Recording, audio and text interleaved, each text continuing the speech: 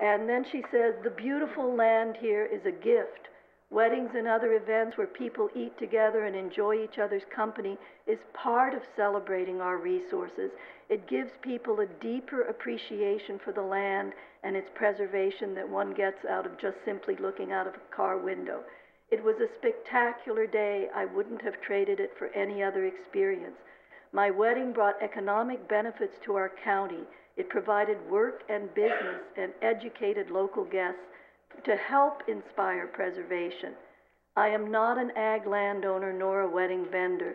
I'm just a bride that had a most special, unique, and meaningful wedding on our ag lands. Please don't take this experience away from others. Thank you very much. Thank you, Ms. Sapriel. Thank you. Just a moment, am I correct? Thank you for your presentation. Am I correct in my assumption that you are a wedding host? A wedding host. Is this your involvement in? I own a bed and breakfast in Templeton that would be affected by this ordinance, not in the sense that I'm not zoned ag, but in the sense that we do have people that come and stay on our property, and we do have small weddings for when we have someone who comes for the weekend and they also want to do a wedding on the land. We do a very, very limited number a year. We don't go past sundown, and we work with our neighbors to accommodate any of their concerns. And in fact, I can bring in letters from our neighbors saying that we're the best neighbors they've ever had. And you are, just a point of reference, operating on agricultural lands or some other zone? No, okay. No. And I understand, I'm a little nervous with your questions now. And this is the reason why a lot of people won't speak up. And it's the reason that I hesitated to come and speak up. Because a lot of people's lives are being affected by this. And a lot of people are afraid that if they do stand up, there's going to be retaliation of some sort from the Planning Commission. Are you suggesting because they know that they may be operating without a permit currently?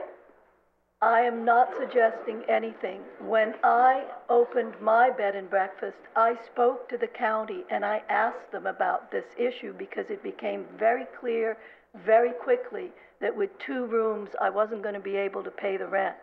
And what the county told me at the time, and I don't have the name of the person I spoke to 8 years ago, was that it was a gray area, that it was a complaint-driven process, and that so long as I had no complaints, and so long as I worked with my neighbors, that's really all the county was really concerned about. And so we would hope that the original Board of Supervisors' intent to facilitate and help all of us landowners who are struggling to maintain our properties, and we are the stewards. It's not the regulations. We are the ones who are struggling to take care of these properties. Thank you, Ms. Sapriel. We do need to move on. Thank you. I'm sorry for taking more time. Not a problem. Thank you for being available for questions.